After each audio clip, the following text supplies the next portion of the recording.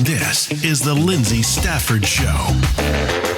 Welcome back to the Lyndsay Stafford Show. I have a really special guest today. I know all my guests are special, but I'm excited to have this one here. This episode is powered by Stafford Solutions, your non-equity partner in business growth, helping businesses to be more effective, more efficient, and more profitable. My guest today is my friend, Jana Truman. She is with SVN Excel Real Estate. She's a commercial real estate agent, but she's a lot more than that. And she's got lots of expertise. She's got more expertise than the years she has. And I'm excited for her to be here. I always enjoy my time with Jana. We've known each other for a few years now, and I always enjoy my time. And I'm so happy to have her back with me. Jana, thank you for being here. It is my pleasure. Thank you for inviting me, Lyndsay. On a Friday afternoon. Yes. Yeah. Yes. It could be happy hour, but it's podcast hour. Well, it is happy hour because I'm here with you. Yes. Cheers with our waters. Cheers Mine has got water. caffeine water. Yes. Can you share a little bit about your background? What led you into commercial real estate? And who are you? Okay. Well, I was born on a dark and stormy night. No, we won't go that far back. Actually, when I was a little girl, the only purpose my dolls served was for the scale for the buildings that I built them. Oh my gosh. And so every piece of scrap or cardboard box became a building, and I would build all these buildings for my dolls. And I grew up in several different neighborhoods, but one of the neighborhoods I was the only girl, and I was the queen fort builder. I made all the best forts. And I thought I wanted to be a developer. I, of course, thought I should be the one building the buildings. And I am old enough that this was at a time when that was not a traditional path for women. And it was pretty much poo-pooed with my family. And I had a hard time deciding what I wanted to be when I grew up because there were so many different things that I wanted. And I actually started out as an artist. I became a professional visual creative problem solver. And I did that for 17 years. And then I had a friend approach me. Well, I got to back up. My husband asked if we could start a family business. And I already had 2 degrees. So I didn't really want to go back to school and get an MBA. But I thought, I would like to get this knowledge before I just launch. And a friend of mine approached me because he was starting a commercial real estate appraisal firm. And I thought, that's really interesting. I'd been involved in the community already. I had been on economic development committees and been on the Arts Council and done a lot of things that were municipality related. And so I was very familiar with zoning and all those aspects of real estate. Which then gave me this curiosity to, okay, well, tell me more about that. And he saw that I was very analytical. I thought, okay, I can get my own real life MBA. I can actually watch him start a business from the ground up, and I can say, do that. Oh, note to self, don't do that, and just see. And after I got through all of my training and got ready to sign on the dotted line to really get serious about this and essentially move towards getting my MAI, when I realized what my job entailed, I realized I had a huge mismatch. I loved everything about real estate, but I realized my job was going to be sitting in a cubicle, and they would let me out to take pictures and measure. And then I was going to be filling in the fields of a 75-page templated math report, rinse, repeat for the rest of my life. Boring. So think about that. I cannot see you doing that. I came from being a professional artist and highly involved in the community and just an activist. And I was going to have a cubicle job doing math all day long. And I went, just kill me now. Yeah. I can't. But I loved all the things that I learned about real estate. And I thought, okay, how about if I just pivot a little bit and I'm going to go to the dark side, according to my my former boss, because appraisers and realtors tend to have a kind of a little bit of an adversarial relationship. And I say that tongue in cheek because I'm still on very good terms with him. Yeah. But then I became a commercial realtor. And that was in 2014. So I've been doing commercial real estate ever since then. And I worked with other companies. And then in 2020, I started my own brokerage. And then I bought a national franchise. I actually now own a franchise in the largest commercial real estate franchise in the United States. And I happen to own the area for this national area. And it now has made me one of the few commercial real estate brokerages in the Greater Nashville area that is of substance that is owned by a woman. And so Incredible. Kind of fun. I love it. Yeah. I love that story. Thank you. It's been a few years since I've heard it. And I can't picture you in a cubicle. So I'm really glad you didn't go that route. I can't. No way. I like people too much. Yeah. And you have too much to offer to sit in a cubicle. So thank you for the introduction. So for those that are not familiar, what does SVN Excel Commercial Real Estate specialize in, and who do you typically work with? Well, the SVN used to stand for Sperry Van Ness, but now it stands for Shared Value Network. And that means that we actually help people with both buying and selling and leasing commercial real estate. And just like you said, that doesn't really encompass all the things that we do. Truly, we are advisors. People come to us and they ask us to help them because they have a problem. So generally, we are solving a problem for someone. Sometimes it is they have a piece of property that they don't know what to do with, or sometimes they might have inherited it. Maybe it is that they have money that is not making them money, and they want to invest in commercial real estate. Or maybe they are a business owner who is looking for a place to put their business. So I get to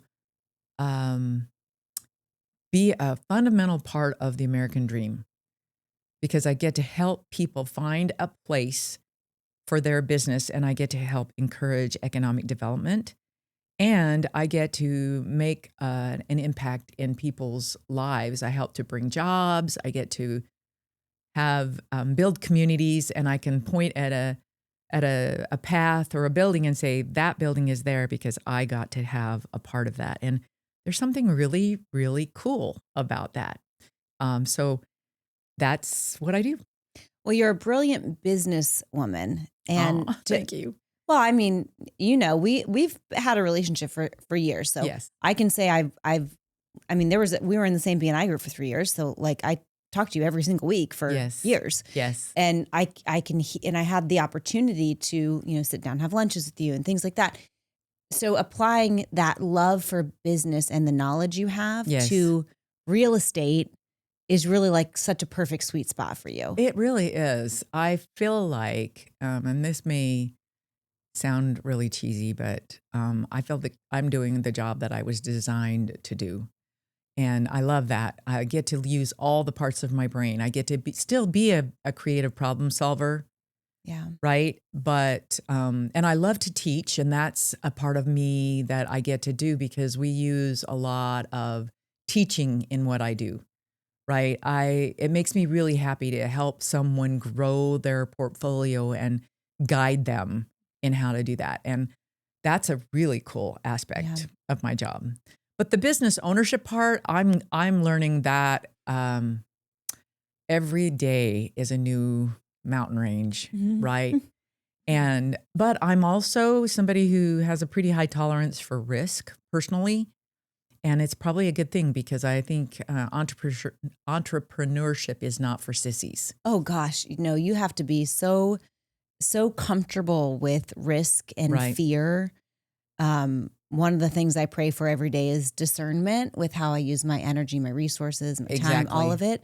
Because when you've gotten to a place as an entrepreneur where you've learned to be okay with the unknown and with fear and I I can climb that mountain. It's okay. Sure. You also have to be ensuring that you're using discernment as you make decisions. Yeah. Because you can, I know personally, I can be like, oh, that looks like it might work. We'll try that.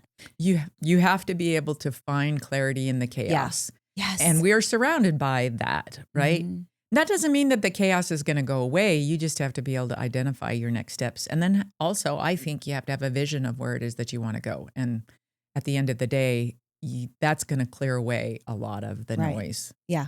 I just talked about that earlier when we do workshops with businesses to, whether it's honestly with branding or operations, but especially with operations. Sure. We start with what's your mission, your vision, and your guiding principle. Exactly. You have to know the foundation by which you're making your decisions. Yes. And I love that you do that because for a couple of different reasons. First off, I think that everybody needs a coach.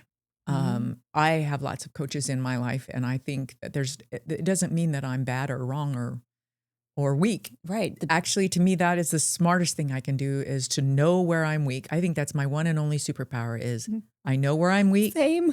I know that I need to hire someone smarter, more educated, or more experienced than me. And I either need to hire them or mooch off of them and learn from them. And to absorb. And then I need to immediately implement what it is that they teach me. So you are doing that. And the key here is that accountability.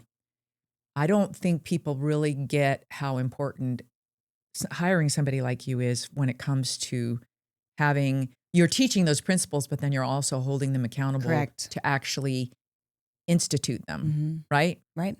And it's all theoretical unless they're willing to actually, unless they do it, put it in their calendar, actually do it. And it's funny you say it. We were hosting a workshop one time, and I have a great bookkeeper I work with. His name is Vance with Connection Bookkeeping. So if you're looking for, he's the best. Okay, I love Vance, and he's just been such a great partner. We share a lot of clients, and he was in this workshop because part of what we were doing involved him. He works with this client too, and he said, "Lindsay, when you were like, okay, so when is that happening? You know, this is with a client we've had for a long time, and it was just like a quarterly workshop to make sure they're on track with their goals. And so there's a couple of us in there and from my team, and then Vance is there. And he said, you literally said, okay, when is that happening? Let's put it on the calendar. Right. What's the date? And he's like, I couldn't believe you were like, oh, you're actually okay. But it makes sense why you're doing that, because it's all just talk until you say, this is the commitment. Exactly. Right. I don't know how we got so off track. Let's take it back to you. Okay. No, I think it's great. No, really and truly, I think you're singing the same song. I literally had a training for my agents yesterday on this exact thing about the nature of power in your emails, of moving your deals forward. And what are some of the things that you need to watch out for when you're reading these responses. The deal is either progressing or stalling. Yeah. Or you're losing energy, and how do you bring it back on track and keep the deal moving forward? Because if you are not keeping the deal moving forward, you're actually, not only are you losing that client, but you're also losing the time, the opportunity cost of working with a client who would be willing to continue forward. Yes. So it's a double whammy if you don't stay on track and keep the deals moving forward. And I think that goes for all of us, whether it's whatever version. I think that marketing, accounting, I think that's a principle that is pretty universal, that if it doesn't have an actual end date where you're going to actually do something right, then it's not real. You're right. It's just a pipe dream or a goal with no plan to execute. You and I operate very similarly in that. I know I laugh a little bit because when we were talking about getting together, it's like, let's email, because your assistant runs your calendar and so does mine. I really don't put anything on there. Otherwise I get in trouble because I screw it up. Exactly. So it's like, we have our people and we, we know what we're good at, let them do it, but it has to live on the calendar. So that's the thing is, if you're not going to, if you're not going to put a commitment to it on a date or a time constraint, It's not real. it's not going to happen. And I do think that is part of what I do too. So you're a coach and I'm a coach. Think of me as kind of a real estate success coach.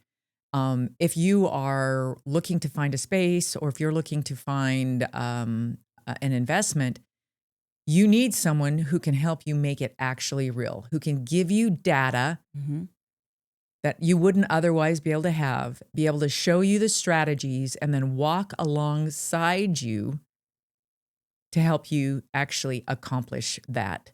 And then to help you with a long-term vision and a plan. And that's essentially what I do. So Well, you're an expert. And that's the thing is you can work with an amateur or you can work with an expert. And when you work with an amateur, you're going to get amateur information. And when you work with an expert, you get all of that expertise. You get to soak up their knowledge and their experience. sure. And that's what you do for folks. And I've attended, seminars and trainings that you've put on too at your office. And you can see the expertise of, I know that if I was going to invest in a commercial property, I'd be like, Jana, let's sit down. Tell me what I need to know. Here's what I want to accomplish. Tell me what I need to know. And then I would shut up.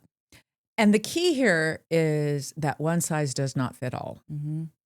And I think when it comes to investing, it all depends on how much money you have, where you're at in your life, what's your tolerance for risk. If you were to pin me down and say, what would be a good investment right now, I could tell you what are generally going to be good investments. And I'm not dodging the question, but because it really does matter who you are and what it is you're trying to accomplish. Are you wanting to leave a legacy? Are you wanting to have short-term money?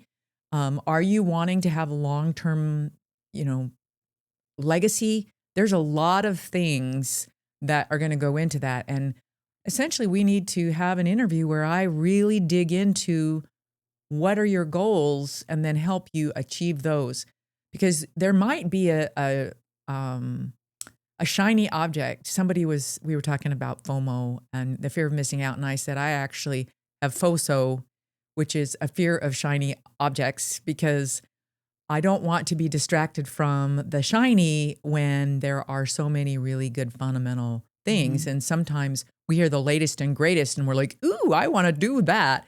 And The distraction. it's a distraction from what your end goal is. And I'm not going to tell you what you can and can't do, but I'm going to say, hey, here's where you wanted to be. And maybe we take a second look at this, because is this really going to help you accomplish your goals?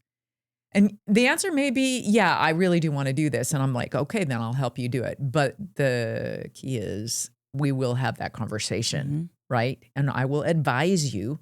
And then at the end of the day, I will help you do what it is that you want to do. But I still will, you're going to hear my opinion. Well, you're exactly right. We're both coaches or support. I mean, it's the same thing when we talk about branding or operations. Right. When I meet with somebody, we have two different kind of sales cycles for those. But when I or we, sit down with somebody to talk to them about, let's just call it branding and marketing. Sure. I don't have a one size fits all. I can show you everything, but I don't know what your budget is. I don't know what your goals are. I need to understand that. And for some people, it's like, if that's your goal, then we're not a good fit. Right. So I'm going to pass on that opportunity. But if your goals align with what we offer, then now we have to put something together that makes sense for you to accomplish your goals, right? And it is about taking the time to get to know people and understand what their situation is. And I think in a world where everyone wants things like this, and so many businesses skip that part because they don't really care. It's about a quick sale. When Dave and I meet with people, I always say, we don't need to sell something to feed our kids today. Like, we're good. We want to build a relationship and understand how we can support you long term. This isn't about something today. This is about a long term sustainable relationship. And I love that that's how you approach it. You have so much good advice. So I want to go into the next question. And I have so many things I want to ask you, but what do you think the biggest differences between residential and commercial real estate that people should understand? What do you think the biggest difference is?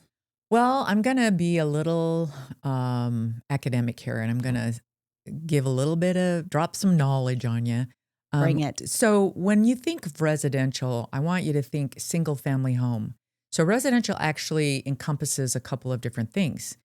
I actually sell residential, if you want to think of it, just as somebody who lives in a building. Yeah.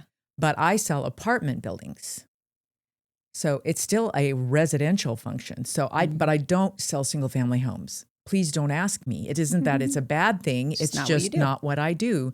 We are uniquely qualified to help people buy, sell, and lease commercial. And all of our tools are geared towards that. And I pay a huge amount of money to have access to data that a residential agent would not have. And I list on far more platforms than the typical residential realtor would list on. Now, right now in residential, there is a huge platform wars going on. And if you watch the news, I don't want to make this not evergreen, but there's some real things that are happening where big companies are fighting over who's going to control the listings. Well, in my world, that has been resolved a long time ago. There are a lot of different listing platforms, and it's always been kind of the wild, wild west. So that's a big thing. So just the process of how it's sold is different.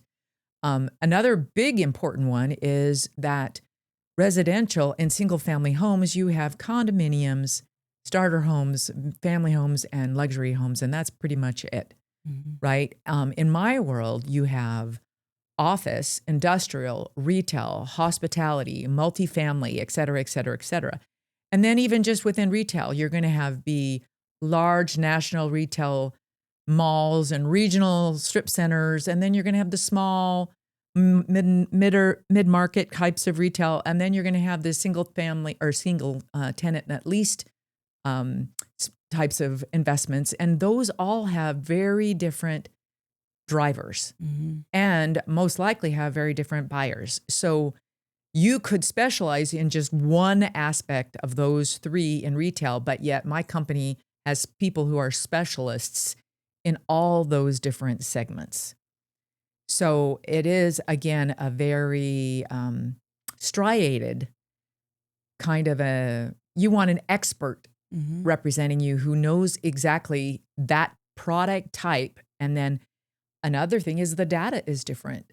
So all the super great data services for multifamily are very different than for retail. Sure. So from that standpoint, I deal with numbers. I deal with helping people find a place for their business and help them negotiate complicated leases, that kind of a thing. I'm not arguing over paint colors of the kitchen, and I'm not showing them 25 different houses before they pick their final one. Because you're looking for a needle in a haystack for each person. Correct.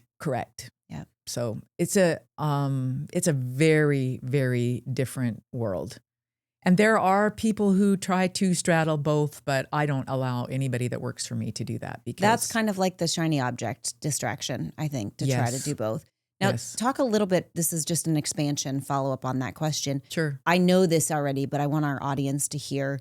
You've got your team structured. You mentioned it in a way that you've got an expert in each kind of area that you talked about. Can you talk a little bit more about that? Because I think this is one of the things that makes your firm or your brokerage so special and so unique. Sure.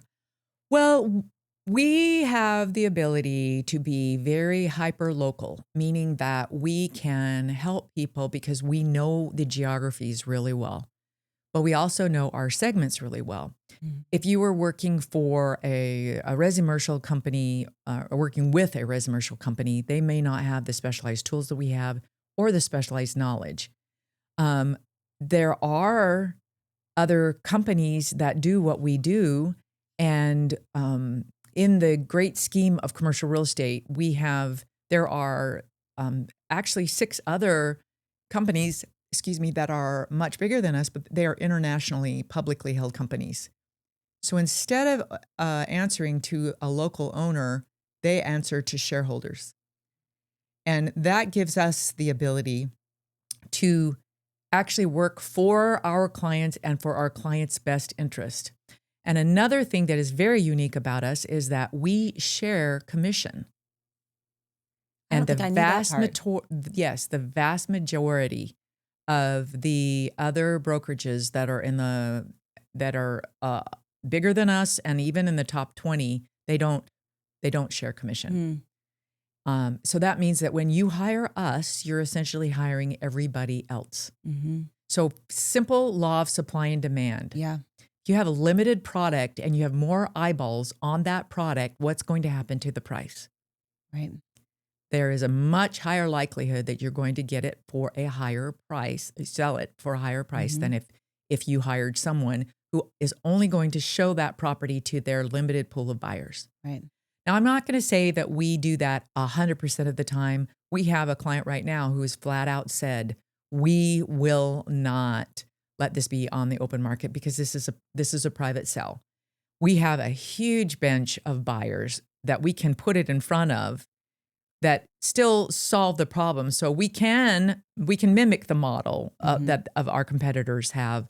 But the vast majority of the people that hire us, they want that broad marketing exposure. Sure. Remember, my first career, I was a professional marketer, right? So then I became a valuation expert. So now just think about that.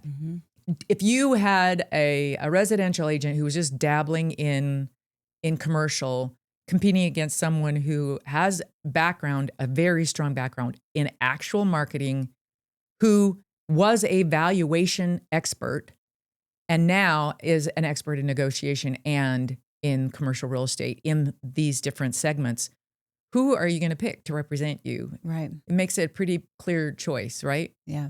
So, and I have a very high standard, just like you do, of who I will allow to work for me.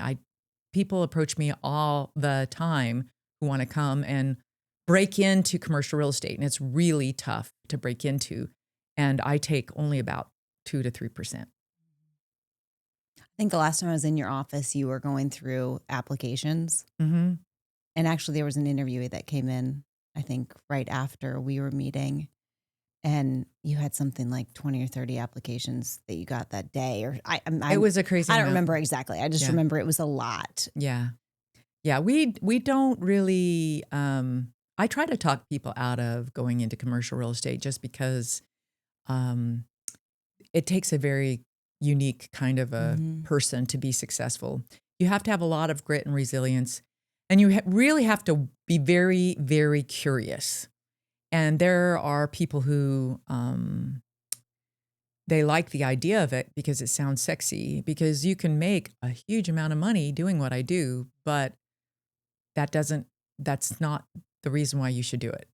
Don't you think most people, when they take a position simply because the income potential is high, there's this disconnect because a lot of times it's not really what they're passionate about. So there's that piece. Sure. They're attracted to the potential outcome. But because it's not something, they might even tell themselves, oh, I love real estate. I'm excited. I'm going to do really well in this. But it's not really their driving passion like it was for you and is for you. Correct. They get so far along in the journey and go, it's not worth it. Yeah. Well, they can be just like I was and had my ladder up against the wrong wall. And they might, there might be something real estate related that they could be really good at, but being a true honest to goodness broker, helping people buy and sell, does take a special type of person. Totally. And I don't mean special. Takes the right person. It is a personality profile. So yeah. Love that. I love what you've built in that team. Thank you. So let's talk a little bit. One of the questions we were going to talk about is how do you help people identify, but we already talked through your system of like how you help people identify the right opportunities for them.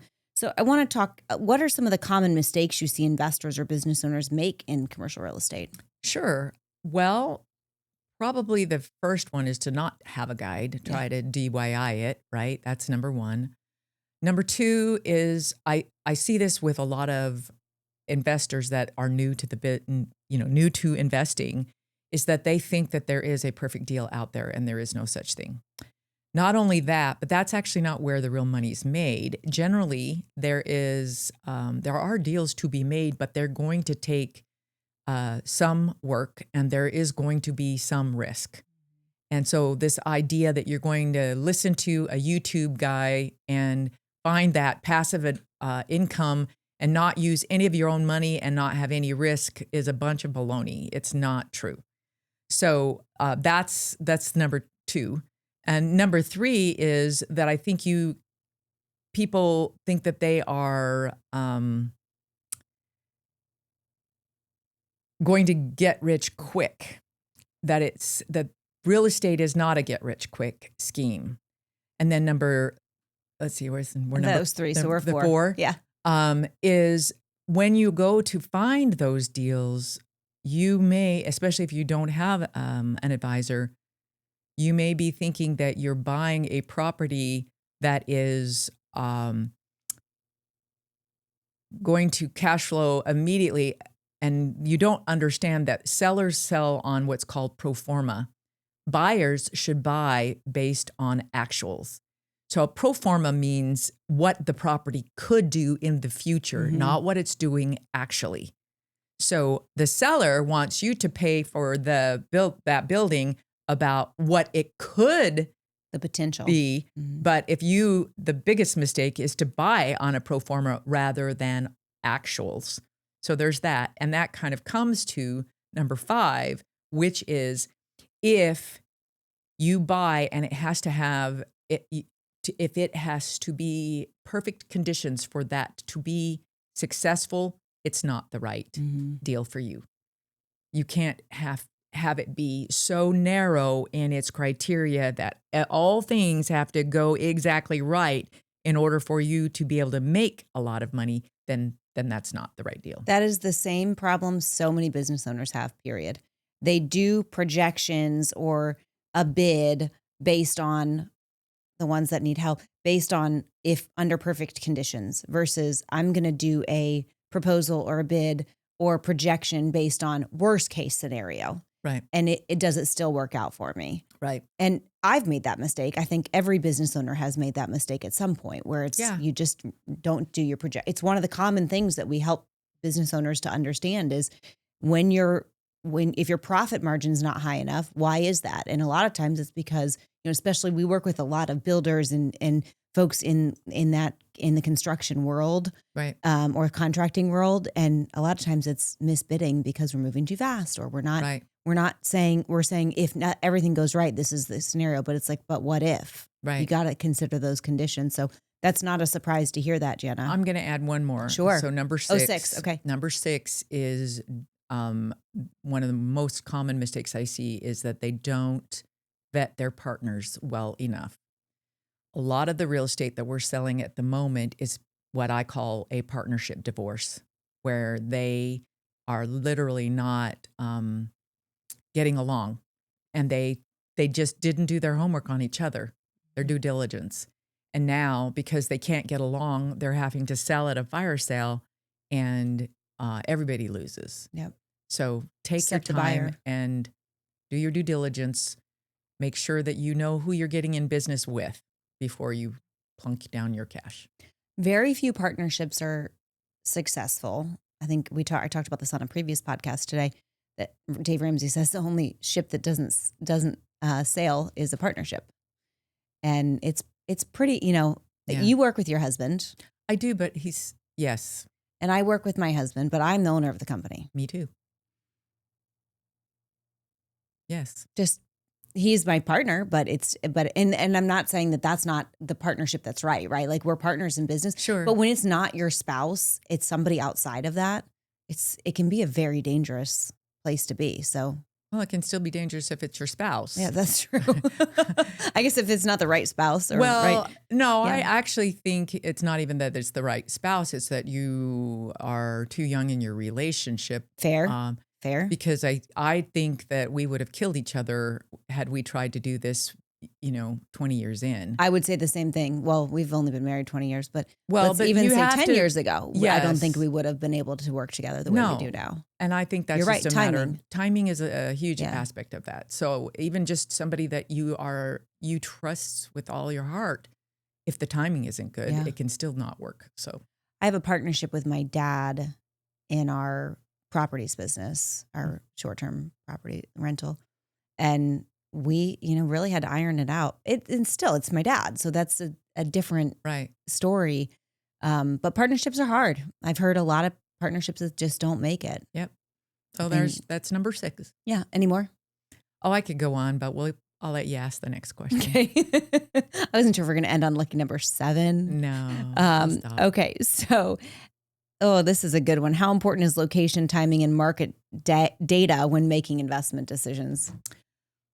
Again, coming back. All right, let's talk about location. Location could be important or maybe it's not. So you talk about marketing, for example.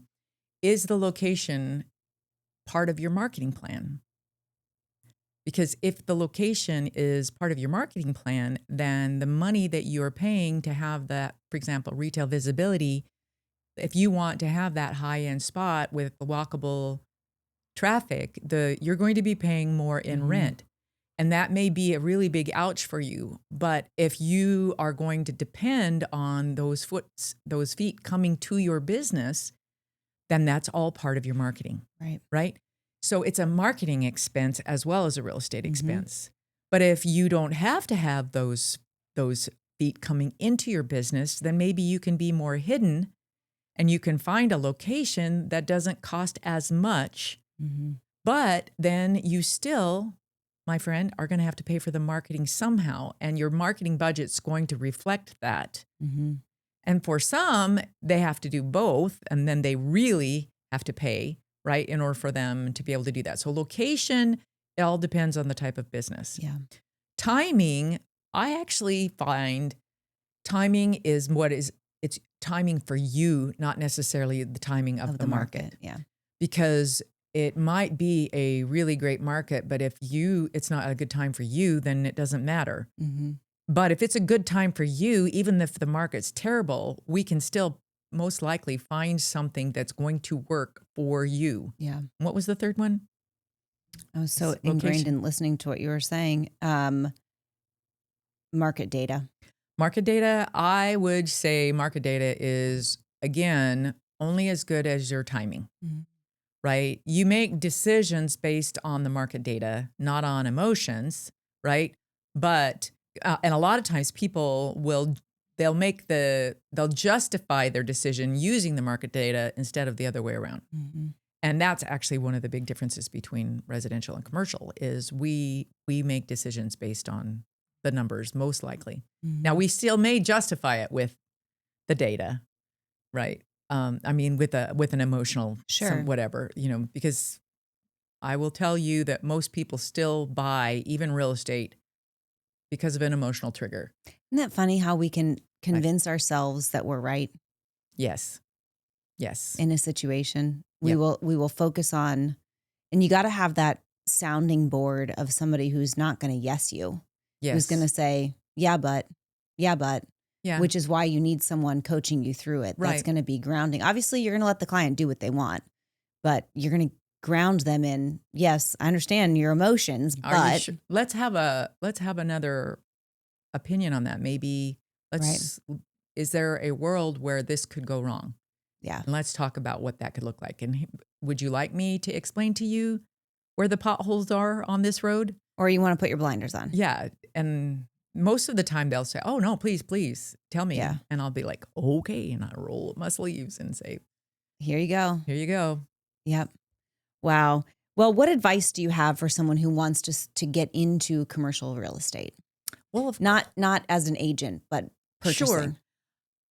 First off, I think get educated from real sources, right? Don't just watch a bunch of YouTube videos although I do have a YouTube channel, but only watch her YouTube videos. But yes, you can watch mine, but the get rich quick ones, no money down, that's all a bunch of hooey. So don't listen to that. I would also say that understand banking and bank financing, because people will come in and they'll say, all right, I want to invest in commercial real estate. And I'll say, okay, show me your budget and show me where your funds are coming from. And they're like, oh, well, I was just going to get, someone to give me the money. And I'm like, no. So there's that. Number two would be, don't go as big on the first deal as you think you should. Start small and do well. On the very, very first one. Your first deal is going to be harder than you can imagine. Your second deal is going to be far easier than you can imagine. But getting over that first hump of just going through the motions and learning the mechanics of the deal, there is a lot of fear that's going to be around that. And make sure that you're not putting yourself in a position where you're going to break your financial future by investing in commercial real estate. It needs to be an and, not an or. So I heard learn, get educated, Yes. get prepared, Yes. and find a partner. Yes. And the partner meaning the advisor partner, Right. not a coach necessarily advisor. Yes. Yeah, yes. not a business partner. If it's not me, then find someone, but someone who knows what they're doing. Well, I can't think of anyone better than you. Okay, last question for you today. Actually, that's not true. I've got two more questions. What excites you most about the future of commercial real estate and the opportunities ahead?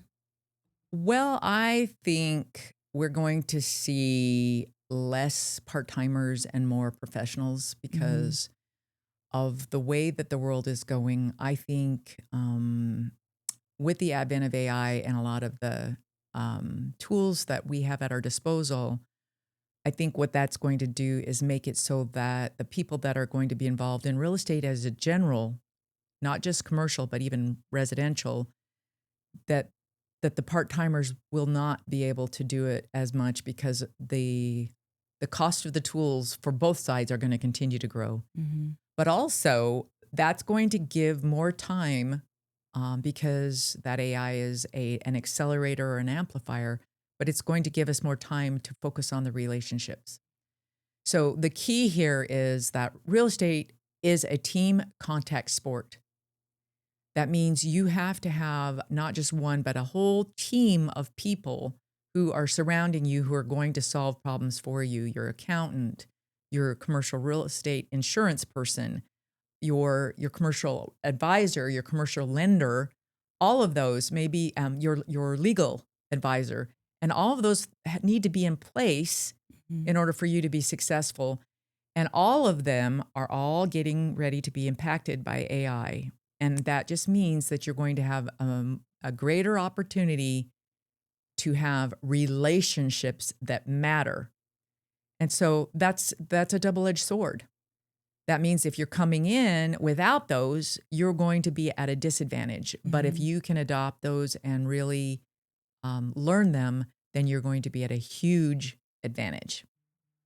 I want to talk a little bit more about this to bring us home before I let you go, because as we said, it's happy hour on Friday, and we're happy hour at the podcast. I don't want to keep Jana all night, although I could keep you here for hours talking.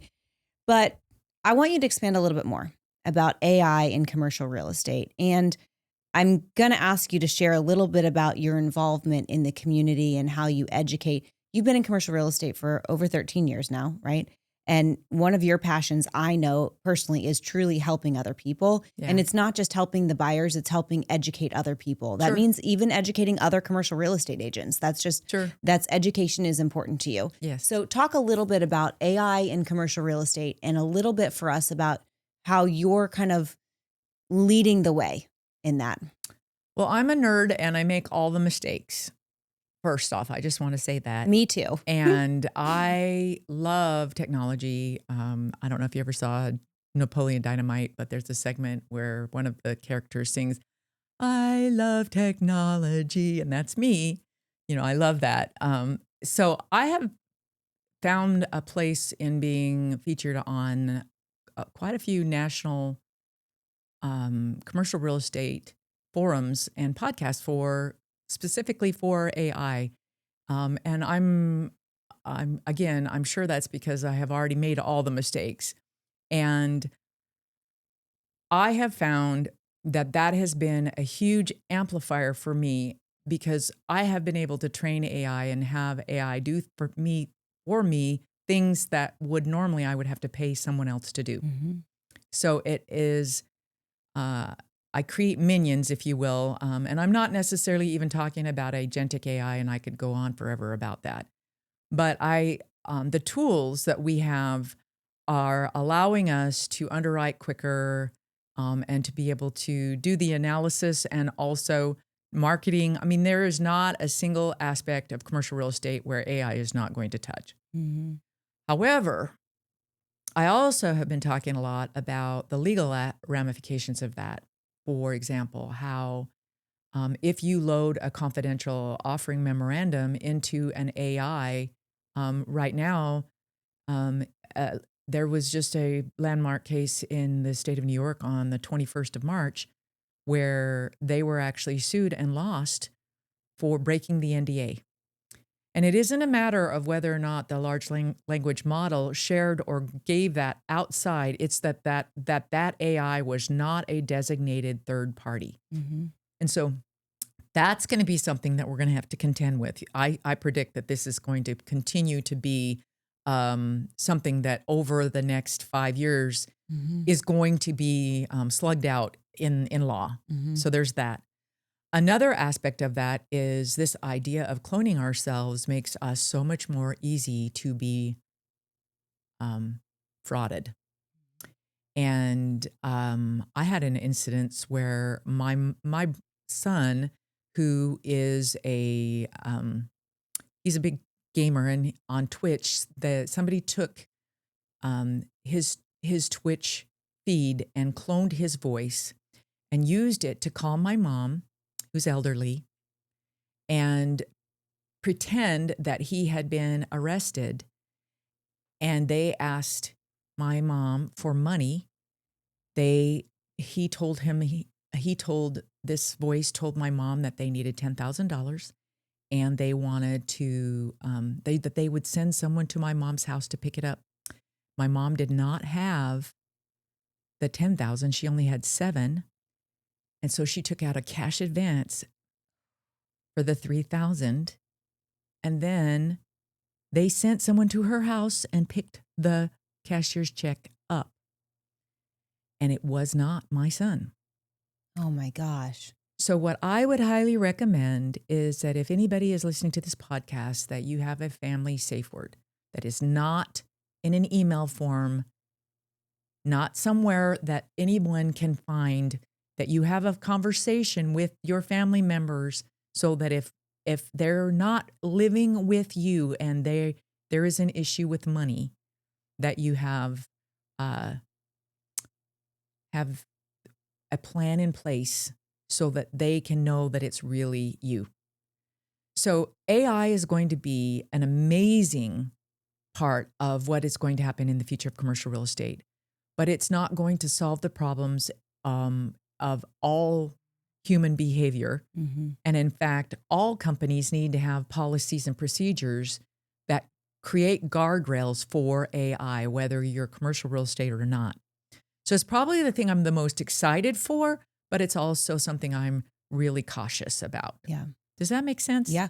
I feel the same way. And I think to take it one step further, it's not just about money. It's about safety. You need to have a family word that is your safe word. Yes. That if I'm not sure that this is you, you need to tell me what that word is, right? And Yes. we have one, and I joke the kids make fun of me when I say it because it's not one that anyone would ever think of, because it's just That's the whole point of it.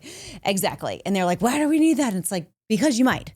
Like, just trust me. Yeah. And cautionary we had that. tales like actually happened to my mother.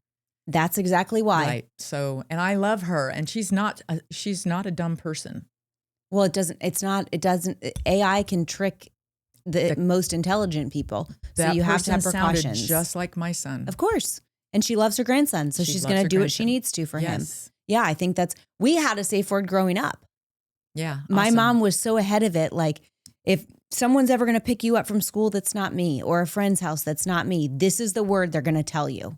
And if they don't know that word, they are not sent there by me. Yeah, I love that. And that was in the 80s. But I suspect that your mom and dad probably had a lot of things that they were already way ahead of the curve. They're pretty awesome. Yeah, they are pretty awesome. And they did a pretty good job, a very good job, I think, of preparing us. And, we talk about coaches. My dad is my business coach. He was a very successful businessman. And I love that. I'm so grateful. I have him every day as lucky. my coach.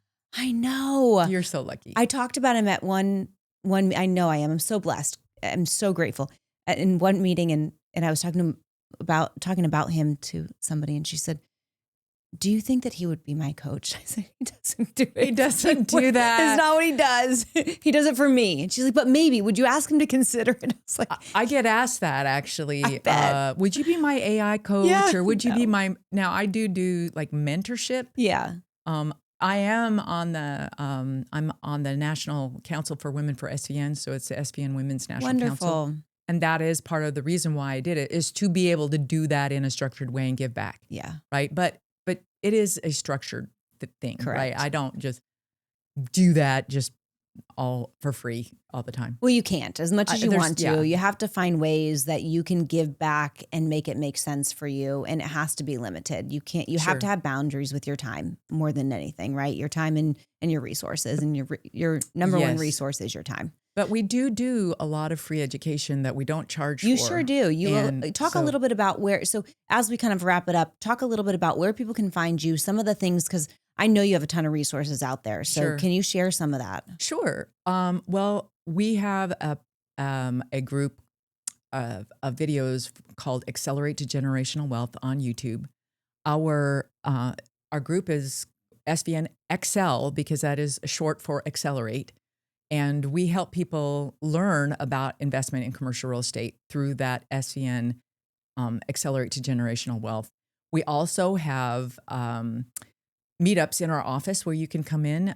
Some of them are for the Real Estate Investors of Nashville, which is an investor club that you can belong to, and that is not free. But then we also have our own learning series, which we do in our office, and that is free.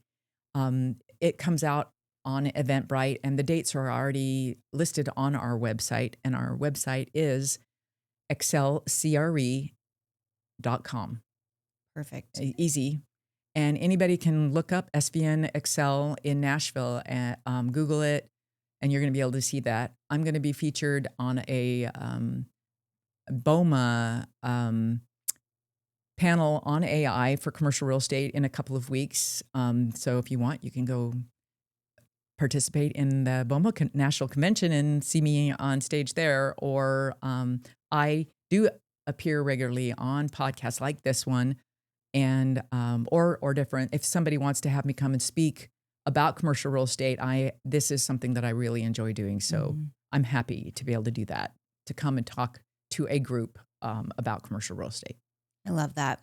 Thank you for being so abundant with your knowledge, and you are just such a force. And I can't think of anyone better to learn about commercial real estate or to trust if you're making those decisions. If you're entering into that space, Jana Truman is the person. So thank you so much for being here today, Jana. It's been such a pleasure to see you. I needed my Jana fix. It's been a little bit since I had that. Well, I really, truly have your best interests at heart. I know. So I want, and that extends to anybody that I work with. So thank you for inviting me. It's just who you are. And it's a family business. You got your whole family involved, almost all your family's involved in it. And thank you. And more than that, but it's the foundation of it. So guys, if you are looking to get into real estate investment on the commercial side, and that even, is that duplexes too, or would that? Yeah, that counts. Yeah. So duplex apartments, that's all things that you might not think of as commercial, but that's all commercial real estate. Reach out to Jana, check out her series, follow her on socials. Where can we find you? What's your handle? Well, I'm Jana Truman .1, I think, on Instagram. Find her on YouTube. Find me on YouTube, or find me on Facebook. Either any of those. On LinkedIn, I'm on LinkedIn also. I do post a lot more so on LinkedIn than probably Meta and any of the other socials, just because that's where most of my connections are. investors Yeah. tend to be. But reach out to me and let's do coffee. Awesome. Thank you so much for being here, Jana. That wraps us up with another episode of The Lyndsay Stafford Show. If you found value in this episode, please share it, like, comment, rate, and review. It's been powered by Stafford Solutions, your non-equity business partner focused on helping businesses to be more efficient, more effective, and more profitable. We'll see you next time.